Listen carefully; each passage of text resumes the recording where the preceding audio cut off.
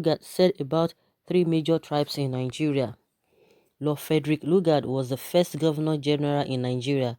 He was a colonial officer in charge of Nigeria from 1900 to 1919. Concerning the Igbos, he said, "These people of predominantly eastern Nigeria are fiercely rebellious with no regard for authority, though industrious and religious. In deference to the objectives of Her Majesty and the Crown, they are highly dangerous to be trusted with power." Concerning the Yorubas, he said, "These people for 20 years opposed every governor and has fomented strife and bloodshed in the interlands. They are the most seditious and disloyal, and they are purely prompted by self-seeking money motives of any people I have ever met." Concerning the Hausas, he said, "The Hausa Fulani has no ideas, no ambitions, save such as sensual in character. He is a fatalist, spendthrift, and a gambler.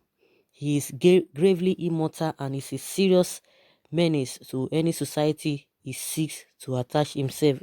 If this man has said this, that means the man no well at all. So, among the 3 tribes now, or nothing good that he could really get from them. And why bringing them together in the first place?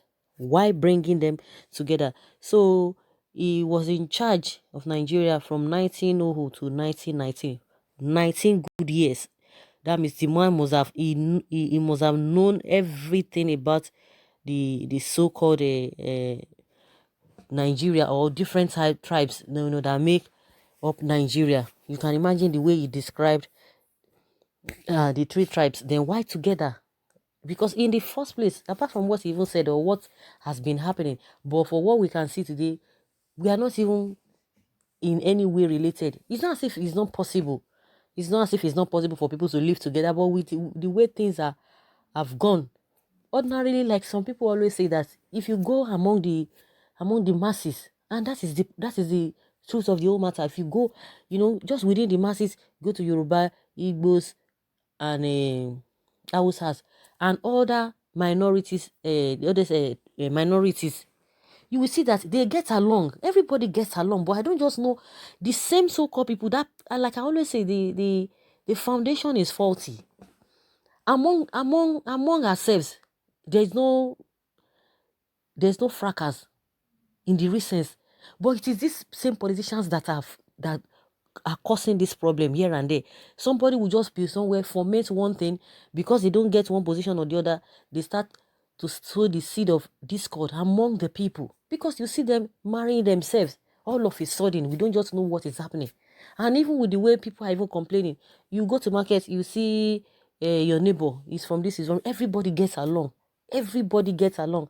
I think that's why we are not even being able to speak the same, to have a united voice, because once you go back, a lot of your friends are Hausa people, a lot of your friends are Igbo people, a lot of your friends are from the Yoruba, from the minority, from all over the place. Everybody gets along. That is it. But there's something somewhere there that is causing this problem, and these are the leaders. Once they just get there, they become something else. Once they have tasted that power, they become something else. They become something else.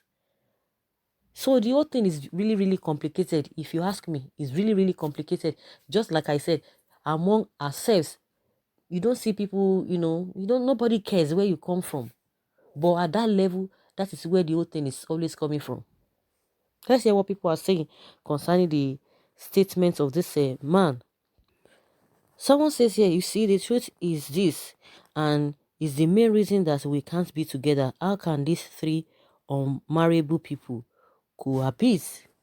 Now someone says, it's very clear now that what the British enabled is to help us destroy ourselves as reward for asking for our independence. If not, how can the British justify this political marriage between these totally different cultures and intellects? So this man had nothing good to say about the 3 major tribes, just things that will further divide us. You can see how wicked these British men are. At the end, leadership was given to an unambitious spendthrift.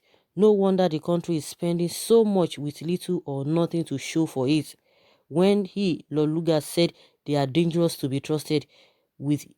He is warning his fellow colonial masters, not Nigerians. They, British, don't want to have someone that will work against them. Instead, they gave it to a people referred to as having no idea. The Hausa has no idea, no ambitions, a serious menace to any society it seeks to attach itself with. Once a Hausa, always a Hausa, and nothing but Hausa. Someone says, and without ideas, they have ruled your country for 43 years out of 60. I expect objective contributions rather than these Nositia comments from a new generation of Nigeria whose parents spent fortunes sending to school. And someone says, and what's the outcome of their ruling? Just listen to yourself. And that is it. What is now the outcome? The problem is that I don't just understand. Like I said, the problem is just from the top. The foundation is faulty. The ones who are talking now, as soon as they get there too, they fall into such a faulty foundation by default. By default, because of what? Greed. Just because of greed. And there's nothing. And you see all these politicians, they know where they meet and how they meet themselves.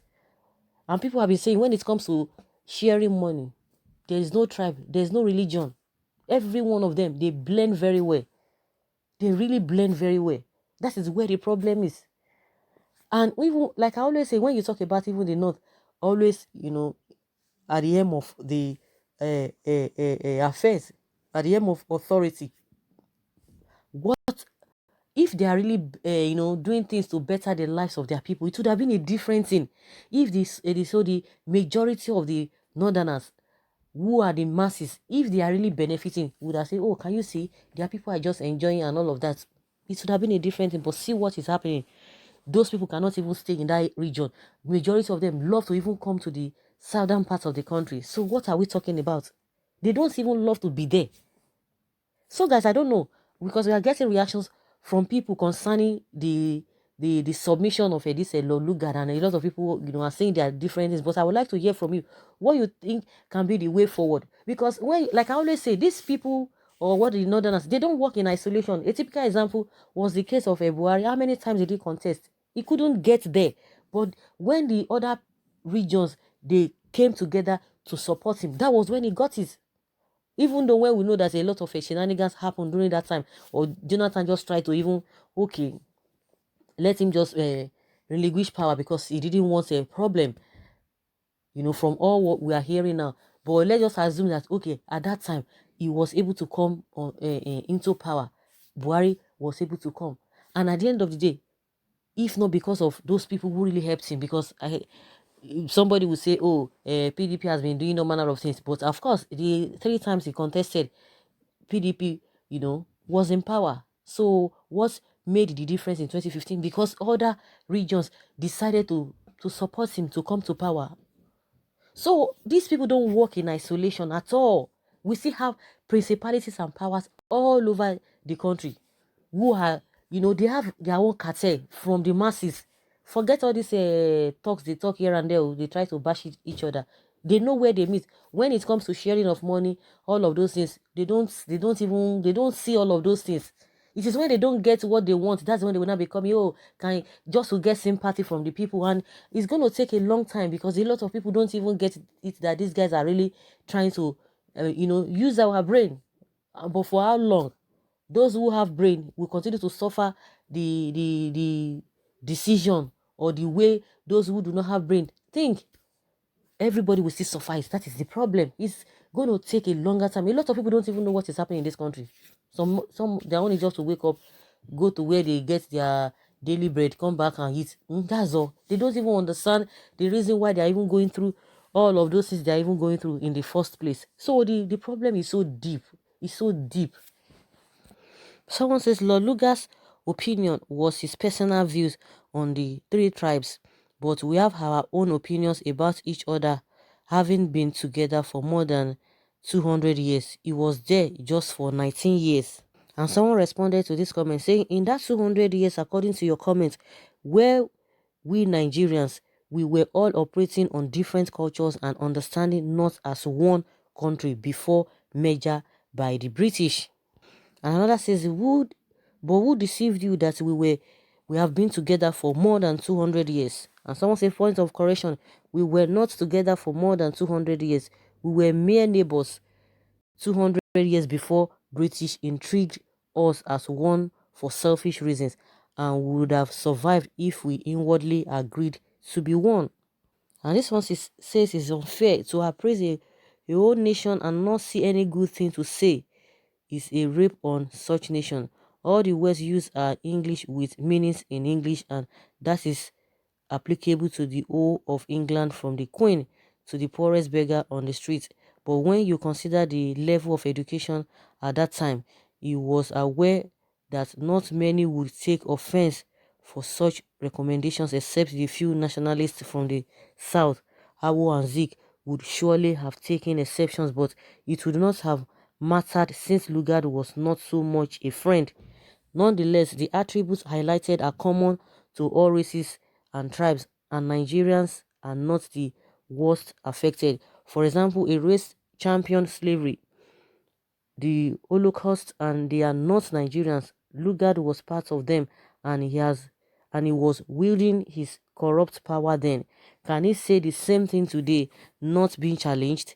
When Trump supposedly banned some class of travelers from some countries to the US, it was right there in the US that the biggest opposition to the new policy came from, especially as it concerns Nigeria. So that was the dark days, and things have changed.